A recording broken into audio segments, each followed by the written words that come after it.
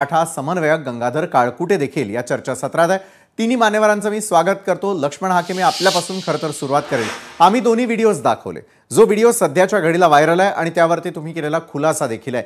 मात्र दुसरीकडे हा व्हिडिओ खोटा असल्याचा दावा आपण देखील करताना दिसतात। मग या व्हायरल व्हिडिओ मागचं सत्य काय, लक्ष्मणजी?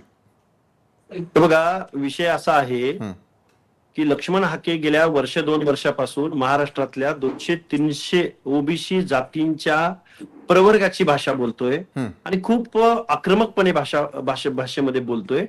आणि खरं तर ही एक ज्यावेळी अशा प्रकारचा व्हिडिओ आला, तुम्ही आता टेक्निकल बाब मी तुमच्या समोर एक बोलू इच्छितोय, मी साध्या भाषेत बोलेन।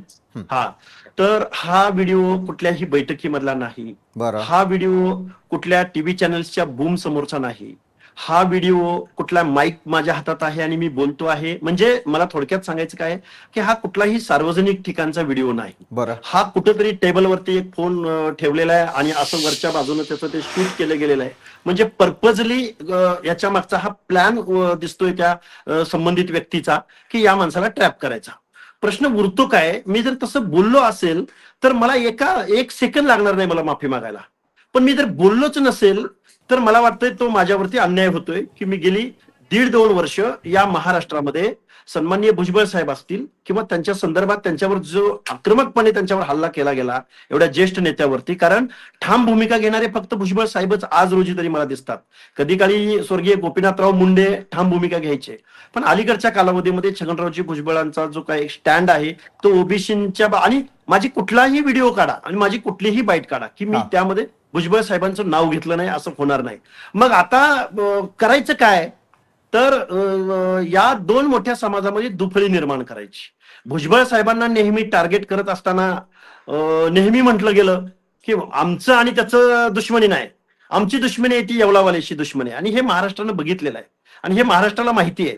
तरी सुद्धा आम्ही महाराष्ट्रामध्ये आम्ही ओबीसी एक आहोत। ओबीसी मधल्या या सगळ्या लोकांच्या हिताचं संरक्षण करण्याची जबाबदारी आम्हा सर्व बांधवांची आहे। या भूमिकेतून आम्ही गेली 1.5-2 वर्ष झालं आम्ही या महाराष्ट्रामध्ये भूमिका मांडतोय। आता माझ्या समवेत उपस्थित असलेले ऍडव्होकेट मंगेश ससाणे साहेब आहेत, त्यांनाही विचारा की आम्ही सार्वजनिक ठिकाणी अशा पद्धतीचं वर्तन कधीही आणि कुठल्याच नेत्याकडून झालेलं नाही।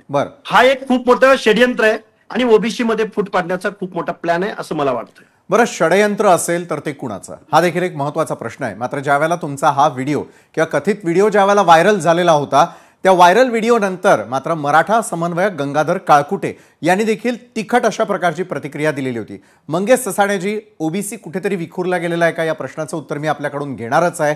मात्र जर थेटपणे यावेळेला आरोप करताय लक्ष्मण हाके की कुठेतरी यामागे षडयंत्र आहे, मग हे षडयंत्र कुणाचं असू शकतं? मराठा समन्वयक गंगाधर काळकुटे या व्हिडिओबद्दल आपली पहिली प्रतिक्रिया काय आहे?